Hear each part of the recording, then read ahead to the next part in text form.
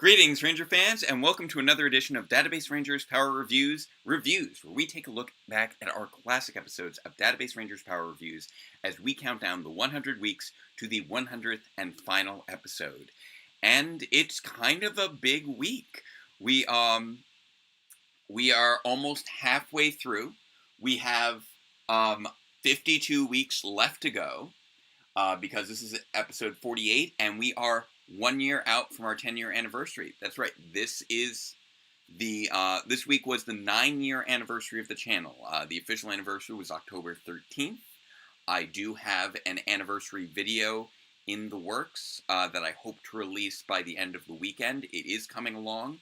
It is different from my usual fare, as I often like to do for anniversary videos. So I do hope that everybody enjoys it. Welcome to those who are already here. Welcome Sean, welcome Jenny, welcome Scott, welcome Chris, welcome Nightwing Josh. It's good to see you all. I know that it's also been a busy week in the world of Power Rangers. I know that, as Chris just mentioned, sadly, the CEO of Hasbro passed away at the young age of 58. So condolences to the family of Brian Goldner on that front. Obviously, a tragic bit of news, especially for one who's relatively young. 58 is quite young. And I know that just yesterday, in less sorrowful news, much lighter news, or not yesterday, today, like this morning / last night, whichever way you want to count it, Netflix officially dropped the rest of Dino Fury. So that is now available to everyone, which is crazy to me that we had the one episode back on we came back on Nickelodeon with 3 reruns from Netflix. We had one new episode that hadn't been shown on Netflix, and now all the rest are on Netflix. So episode 13, despite premiering on television tomorrow, is already available for everyone to watch on Netflix. And I will be releasing my rapid run-through and deeper look for episode 13 tomorrow morning at 8:30, right after it airs on Nickelodeon. I know that technically speaking, I no longer need to wait for the Nickelodeon airings, but they do make for a convenient weekly schedule for me, because I'm not going to try and do, all of the, remaining 10 episodes that I have yet to do and try and do that all in 10 days or anything like that. It will be spread out over the next 10 weeks, and I'll be releasing those videos right after each premiere on Nickelodeon. Welcome, Hayden. Good to see you. So yes, there's obviously a lot of stuff in the works right now. So the rapid run-throughs and deeper look, the rapid run-through and deeper look for episode 13 will be out tomorrow morning at 8:30 Eastern time. I'm hoping that Sunday evening I will be able to release the 9-year anniversary video, which will be sort of something of an introspective video. That's going to be sort of exploring my relationship with having done YouTube for 9 years, which is approximately 1/4 of my life at the age of 36. So that is a lot. And that's still something that I'm kind of wrapping my head around, that I've been doing this for that long. And in other Power Rangers YouTuber news, I know that tonight is the last official episode of the Ranger Week in Review. So right now it's about 8 o'clock Eastern time. In about another hour, Ranger Liz will be having her live stream of the final Ranger Week in Review. So please, by all means, pop by over into Ranger Liz's channel at 9 o'clock Eastern time, so approximately 1 hour from now, to give her a proper send-off on the Ranger Week in Review. And feel free to tell her that I sent you. I hope to be joining there as well. Immediately following this, I'm going to be working on the rapid run-through for tomorrow morning, and then I'm going to try and pop into Ranger Liz's live stream immediately following that. So it is busy times. Among everything else, like my parents came to visit last weekend, and like mid quarter progress reports for school, and on top of all of that, we have Halloween coming up, and the 95th episode of Power Reviews that I'm hoping to release by the end of this month. It's looking very tight, especially since I've been working so hard on the 9-year anniversary video. It hasn't left me with a huge amount of time to get it done, but I am trying to squeeze that in. So, yeah, I have a lot of work still left to do. I'm still filming pickup shots. It feels like I've been filming this episode forever. It's very funny that, like, just how spread out everything is. Like, in the context of the episode, there's, like, one character who says something and then walks out, and then they walk back in later. And with just the way that filming has gone, we shot the scene of them walking out 25 months before we shot the scene of them walking back in. This episode has been ridiculous to coordinate and schedule, but I'm hoping that it will all pay off in a reasonable time frame, and that I'll be able to finish it over the next 2 weeks. It is going to be very tight with the work on the rapid run-throughs, the deeper looks, and the 9-year anniversary video, so it may possibly get pushed off to November. Hopefully not by much, but that is a real possibility with how much stuff is going into this one. So all that said, thank you all for joining me and sticking with me for so much, for so long, as I've kind of rambled on here about the 9 years of the channel. And as we do our live stream, please share your favorite episodes in the chat, your favorite moments from the channel, favorite videos from the channel. And while you're doing that, I'm going to kick off our 3 equally non-controversial statements that we always remind ourselves of before kicking off each commentary. So, number 1, say it with me, chat, Black Lives Matter. Number 2, say it with me, chat, fascism is bad. And number 3, say it with me, chat, superheroes are fun. So, let's take a look at one of our favorite superheroes, good old Database Ranger, with episode 48 of Database Rangers Power Reviews, the 17th episode of Power Rangers Megaforce, Staying on Track. Previously on Power Here Reviews. we go.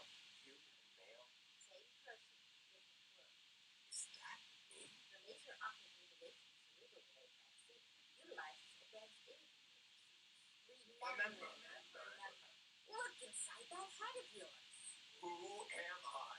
It's coming down the hall. Wake me up! I'm watching a TV show inside my head right now, so I can talk to machines. The most accurate term would be a synth-organic biomechanoid. Ah, yes.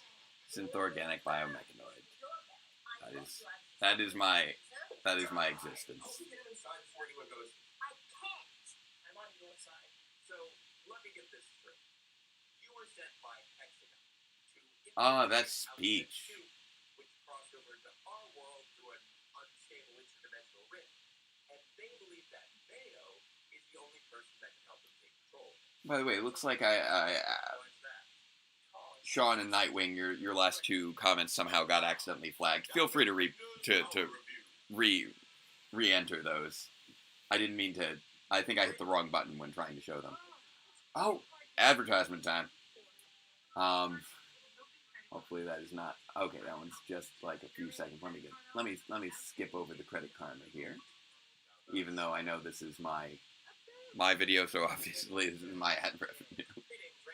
Here we go. Oh.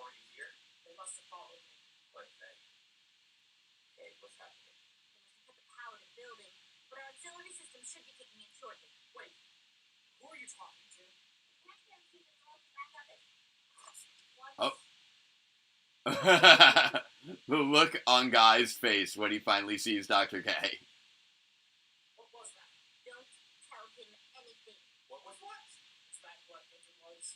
No, I know that you guys were repeating the mantra. It just didn't go through because YouTube's silly. Whoa, handling what now? For being placed in charge of protecting Mayo, I had to leave everything I could on her counterpart. Sorry, I have no idea what you're talking about. How long have you been hiding Subject K? Database, please. Look, you're the one who said we don't have much time. So for now, let's just focus on episode 17 of Power Rangers Megaforce. Staying on track. In the Megaforce, It's so difficult to stay on track. over the Rangers not being around, even though they're never around. And Gosei explains that he's given them the day off. I'm glad that okay. So Hayden loves. Things do not look promising. Oh, The I Rangers think are I should be able to turn that up, which I didn't or realize maybe back in the not. day. Let me see here. While Robo Knight is destroying Where's Noah's my- jets, Where's my volume? he's Oh, to try teaching him that was the my concept remote of for the TV. celebratory high five, Over there. which in turn leads to him getting a face full of mail. I can't believe I almost forgot. I need to go find her before she gets turned into another soup ingredient. She's not there. What? Did you really think that I would come here without checking on her first? Besides, if they're already here, it's too late to warn them. I'm sorry, I'm just trying to make sense of all this. Throughout all this, Robo Knight tries to make sense of yet another bizarre human concept. It's So, what is fun. they just toying with us? They're taking their time, formulating a plan of attack. Meanwhile, Brock formulates his newest plan. This is such like a nice tense episode because you know something's coming, but you're not sure what, and this is sort of what the last few episodes have all been building up to. I'm so glad that you appreciate the recaps. Those take surprisingly long to edit because it's all pulling footage from so many different episodes and trying to squeeze everything into just under a minute when these plot arcs have gotten very complex. DP is very snarky. Soup ingredient is a line that I had forgotten about, but I am proud of. Well, not like the hallway is lined with security cameras. You line the hallway with security cameras. And there we go. It's not like they're of any use from here. With the trains now rendered useless, Metal Alice reports... Guy lined the hallway with security cameras, and now we understand how we had footage of database trick-or-treating in episode 4. That is an explanation of something from 44 episodes prior. So, apparently the plan is to cause minor inconveniences and just hope that the mildly annoyed citizens will finish the job for them. Brilliant. So, The only thing that I will admit is a little bit odd about this run of episodes, or one of the few things I feel is a little odd about this run of episodes, is that this is the third one in a row where I am playing up to the whole bit of Database trying to hide the fact that he's doing a review. But it was the best mechanism I could think of for the time, and I couldn't think of real ways to change things up. I was just thinking of that kid from season 1 of Heroes. Really? Hey, the mind goes weird places during stress. Hey, can you hear me? I have you coming through the main feed on the selected quantum utility electronic eye line. The kid from season 1 of Heroes. Security footage with my mind, right? I can't believe I referenced Let's take a Heroes. look down the hall. Laughing over her plans. I haven't seen Heroes in so long. I've forgotten so much about that show. Rangers to look all over the city for her, searching through all the main transportation hubs. They're searching your apartment now. How do you know? We all have our secrets. Anyway, it looks like those same two guys from the restaurant. T Alpha and T Beta. Please tell me there's no relation to the T-1000. They're two of the suit's top field agents. Any chance you have The some sort of T super agents. secret security system that will lock them up in there? I did. It caught Right. Well, at least something seems to be up and running, as the trains are back in service. There's so many callbacks at this stage. Like, by the time we get to this part of year 1, there's so many callbacks to so many things that have been foreshadowed over the course of the previous 40 plus episodes. Why don't we call the police? You really think they don't already have connections on the force? I hate to admit it, But he's right. This is something that has so much more context in modern day, or I say modern day. Oh, this is something that has such a harsher context in the last few years of why they can't just reach out to the police. It's what happens when you want to hit something, but don't. So, diabolically evil world of annoying inconveniences. Database is so frustrated by the episode. Wow, things have escalated quickly. Apparently, Metal Alice got tired of waiting for humans to destroy themselves and is now just going to straight up wreck a passenger train. She then pops away to relive some And my editing is still not as sharp as it was later, because I'm still seeing those little frames in there. I'm not convinced that's going to work this time. Why not? I knocked out 6 my first time out. Knocked out our entire department. What? They had tranquilizer guns. Good hiring policies. I blame the economy. For some reason, the Rangers I love just taking what it was that seemed so impressive the first time around and just completely undermining it at this stage. Because it was the only way I could think of to really ramp up the threat of T Alpha and T Beta. Yeah. Well, some are. Doesn't matter what world, Agent T is a highly trained operative, and the two of them have tested higher on neural synchronicity than anyone I've ever met. And what does that mean? The way you fight is entirely people of instinct. The way they fight, it's like one person in 2 different bodies, always a step ahead. So, basically, like trying to And find someone who can teleport. one person in 2 separate bodies is sort of a thing that we do get to address later, as well as 2 people in 1 body, as happens to Agent T later down the line. Which, the T Omega, ends up being such a major threat when he eventually shows up. Security override. Guys, keys. I love this bit, and I hate myself for doing this to myself. That was so difficult. What? Why does he have keys in the first place? Hey, he was my roommate at the time. They must have fallen out of my pocket in the hallway. No, I need to pick them up. It was unconscious. Why didn't you check the hallway? Because I was busy carrying you while you were busy being incorporeal. What? Alright, everybody. I love the fact that he's arguing with 2 different people at the same time, one of which is currently invisible. It's so much fun. Wrong situation. The point is, they may be down, But they're not out.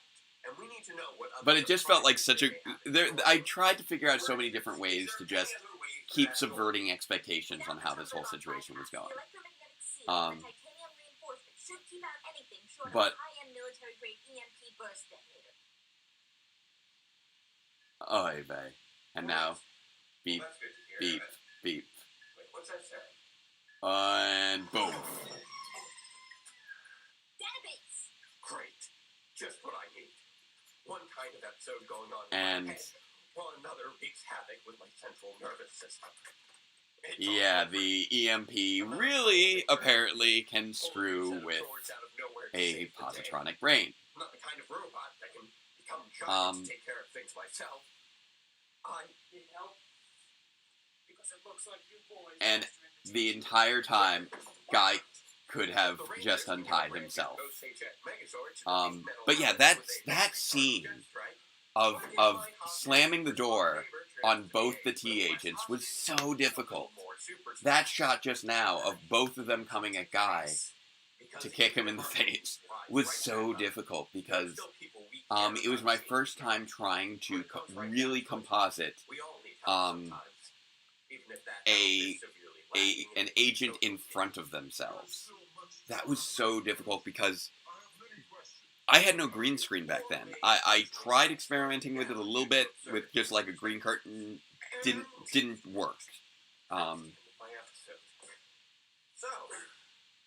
And I just had to cut around the profile of the one in front in order to overlap with the one in back. Because, again, the T agents are both played by our friend Tom. So I had to work so hard to try and carve one Tom over the other. Who am I? This one's a much cleaner shot, and I do like how that came out. Why is it that I can talk and fight at the same time now?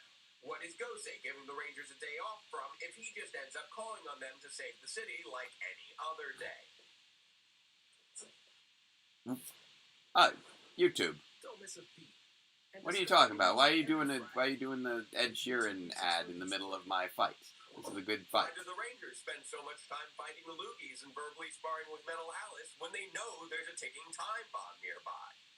Well, come to think of it, why did she even bother with an 8-minute time? This was such an interesting fight sequence to choreograph. Because, you know, I have to account for where both T agents are at the same time and how they can shape it around. And it is tricky. And it's fun.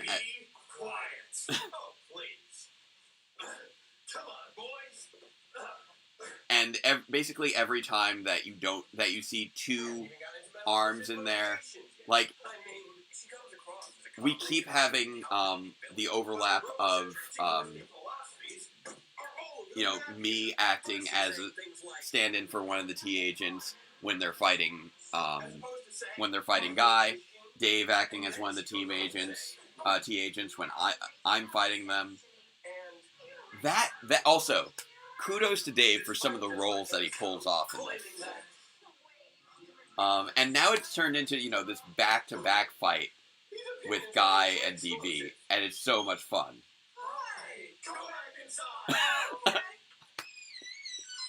And the more posters just showing up out of nowhere, just for that one quick cameo. It's so much fun.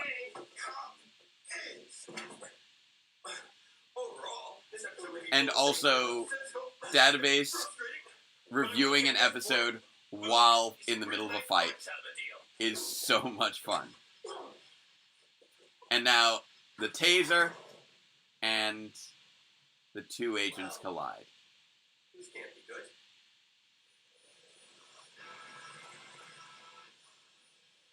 Once again, another cliffhanger twist ending. But yeah, so there's so many different pieces that need to come together to make that whole sequence work. It's still, I think, it's one of those things that years later, looks a little clumsier than I remember it being, but it was just so, it felt so good to get it put together at the time. This fight scene, I don't believe I had any bloopers from this fight scene in And Action. I pulled bloopers from when I was training with Tom for the T Omega fight from episode 63. So I pulled what I tried to squeeze in whatever bloopers I could. I didn't happen to grab from this episode. But Dave is really a standout here. He gets in these great roles. He was doing Aikido at the time, so he was pretty good and limber for doing all that. He's always pretty much up for everything. But his roll in to fight the T agents, the roll after getting kicked in the face, and that one roll ending in a punch just feels really good. Dave and I going back to back and then spinning around to each kick in the opposite direction, which is just such a, like, you know, buddy action kind of move. Just the two of us, you know, acting so well in sync while we're fighting two copies of the same person who are also very in sync, but we're able to edge out because of Database's extra levels of skill due to, you know, his pre-programming. The fact he actually has control over it now due to the EMP scrambling his positronic brain. And we do have a similar thing happen to him much, much later with episode 78 to 79 when he gets fried by the Morpostners and gains better control over his technopathy. So there's so many little things that happen here. And, of course, the taser on the doorbell ends up being such a surprisingly significant plot point that had just been set up very, offhandedly in episode 25, foreshadowed a tiny little bit in episode 36, and then it pays off in episode 45, and then it becomes seriously plot relevant here, where it fries the T agents. So yeah, this whole run is really, this whole thread of these last 3 episodes have really been focused on building the trust between Guy and DB so that they can fight alongside one another. After they've had such a rocky relationship throughout the course of the rest of the series, just them having that, that actual conversation, actually starting to understand one another, getting on the same page, getting on the same side, and then that continues into the next episode as they try to figure out how to deal with the transdimensional tear in the hallway. There's so much that's just been layered and layered and layered to lead to this place, and it all really stemmed out of that desire to have something happen that could lead to Database unlocking his true identity. And I need for it to be, okay, it was going to be the transdimensional tears out in Alphabet Soup that we'll address in a couple more episodes. And I need to think about the mechanics of how that would work, how they would even know that it's happening, how they learn how to fix it, how they, there's so many different little pieces that were necessary to get up to the finale, and we're getting very close to it now. That year 1 finale at episode 51, and then followed by the holiday special. So it's only a few episodes left. We have episode 49 where they deal with the tear, episode 50 where Database gets his mind wiped, and we have to sort of reboot to an extent, which felt like a good 50th episode. And then 51 where we just, completely change the course of the series by finally discovering who Database is, and that, redirects the trajectory for the whole remaining second half of the series. To the extent where you could basically say, that first 50 episodes is really just getting to know who Database is, and the next 50 episodes are about, these adventures of the Phantom Ranger trying to unlock how he ended up in the situation that he was in for the first 50. And we're just slowly peeling back the layers there as we've learned more about the truth behind the landlord and his relationship with Database. We're still uncovering more information about that. How he even, now that we know the landlord's identity, how it is that this could even be possible, which we will be addressing. And meanwhile, just continuing to build out the rest of the cast, making them all, vital. Were there any scenes of one of you rolling over the other's back? I would have to go back and double check the footage real quick, because it's a crazy fight, and it's also interspersed with all of the little clips from Megaforce as I'm doing the review. I don't think that we did a back roll, the roll, the one back over another roll.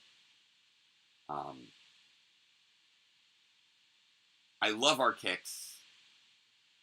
Sorry, I was just kind of replaying it over on my end to check.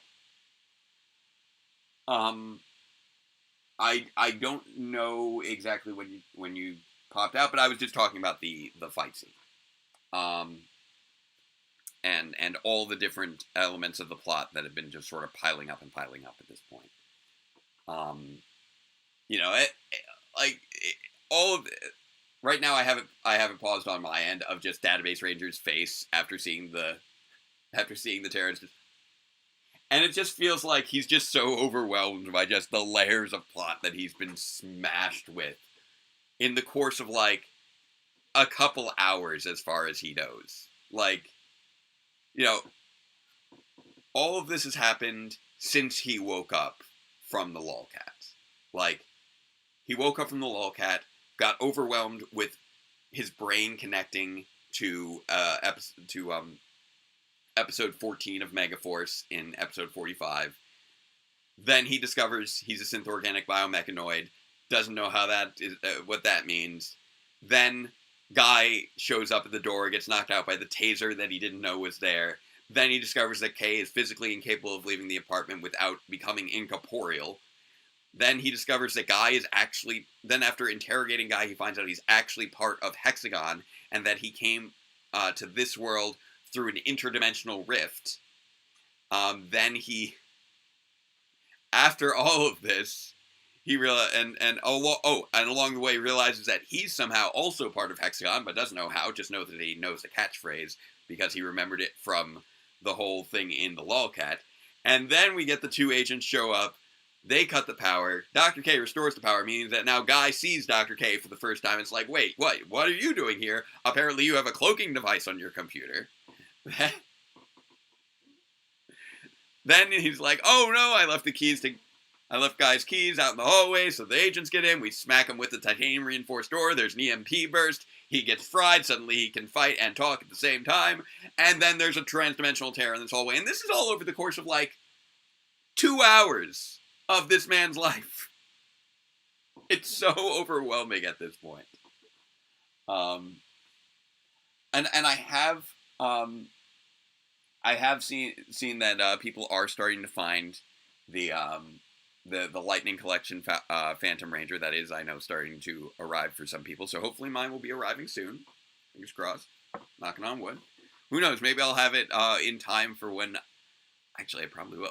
Hopefully I'll have it by the time that I'm covering episode 51. That would be perfect.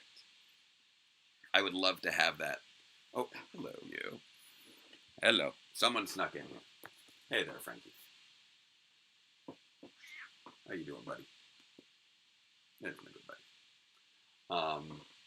So yeah, this is, you know, just a point where the plot is just taken off so much, and it was, again, still being released, you know, in fairly short order. Like, every episode was within 1 to 3 weeks of the last.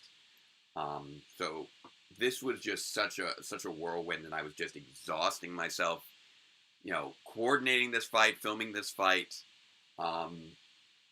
you know, doing all the effects so that Tom could be layered on top of Tom, and working out to make sure that he's placed in such a way that he'll overlap himself in the correct way, and so it'll work. Like, I'm having Tom and himself both getting hit by a door at the same time, and there's definitely spots where the composite is kind of failing. Like, if you look closely, you can see, you know, the little errors here in the garbage matting and the little cutting around Tom's outline. So in that respect, it doesn't hold up as well. But they go by so quick that you almost don't even notice it, and just assume that it was like a streaming error. But yeah, it's one of the benefits to that. If you keep those short, then it's less editing, then it's less time working on the effect, and it plays better because the audience doesn't have enough time to really pick it apart. And I feel like I've seen it enough times that I can pick it apart. But yeah, the fact that the previous 2 episodes were so dialogue heavy, and not very action based, really the last 3 episodes, was largely because I was trying to make this episode happen and happen smoothly. So, you know, we could have a few dialogue heavy episodes so that I could have the time to have an action heavy episode. And then, you know, the next episode's also very effects heavy. I think the next episode took me very close to a full month to do because of the stuff with the transdimensional tear. So I think the next episode actually took even longer to produce than this one, just because I was figuring out the transdimensional terror effects. And that's one of the challenges with the show, is each time I introduce a new major effect, it takes a while to figure out how to make it work, how to put it together. I eventually get quicker at some of them, but then I'll think of something else to do, or I'll try to go heavier on the effect the next time it shows up, and that will take up a bunch of time. And that's what I'm currently up against with 95. 95, I'm doing something that I've never really attempted before to this extent. And I don't know how long it's going to take me to actually pull it off. It is a major challenge. It is a majorly difficult episode, for a number of reasons that will become very clear once you get to the episode's end. Once you see episode 95, you'll see why it was so challenging. And it might not be super obvious at the outset, but it's going to get crazy. Episode 95 is going to be crazy, and it's been crazy to try and put together. So, I'm kind of just gushing over how good it felt to hit this point. To be able to pull off these fight scenes. To be able to have this layer of plot and still be layering on mystery after mystery after mystery, twist after twist. And I love that I'm still doing that. I feel like, 91 and 93 left off on somewhat low-key cliffhangers with Guy's big no at the end of 91 and the let the power protect us at the end of 93, where something is going on, but there's not that big twist reveal or anything at the end. Meanwhile, 92 and 94 have been major sort of lore reveals with Database and the Landlord. And so 95, you'll be getting some new answers and probably some new questions, as we just kind of keep this train rolling towards the end game of the series. We're getting close to it. I know the arc of this year has been a little crazy. We sort of, let's see, this last year was sort of the disappearance of Database, and we've been checking in with him across the course of this year and sort of following up with his friends, and I'm looking forward to the conclusion of the little mini arcs that we've been working through, so that we can continue on to the finale. So, all that said, we're actually going to be trying to replicate the poses in episode 51. Well, it shouldn't be too hard. I don't do too much posing in episode 51. It's mostly just shoulders up. But yes, thank you all again for joining me. Again, don't forget to check out Ranger Liz's farewell live stream for Ranger Week in Review in about 20 minutes. I've got a script to finish, and then another script to finish, and I've got a bunch of stuff to film, and a bunch of stuff to edit, and all that good stuff. So I should be wrapping things up. And again, let us not forget our remaining 3 equally non-controversial phrases. So, number 1, say with me, chat, love is love. Number 2, say with me, chat, trans rights are human rights. And number 3, say with me, chat, robots are cool. And I aim to continue to be so. So, thank you again all so much. I hope you all have a great evening, a great weekend. I look forward to seeing you tomorrow morning for the premiere of the Rapid Run-Through and Deeper Look. And I hope to see you all for the premiere of the 9-year anniversary video, which I'm aiming to release this Sunday evening. So, all that said, Until next time, farewell, Ranger fans, and let the power protect you.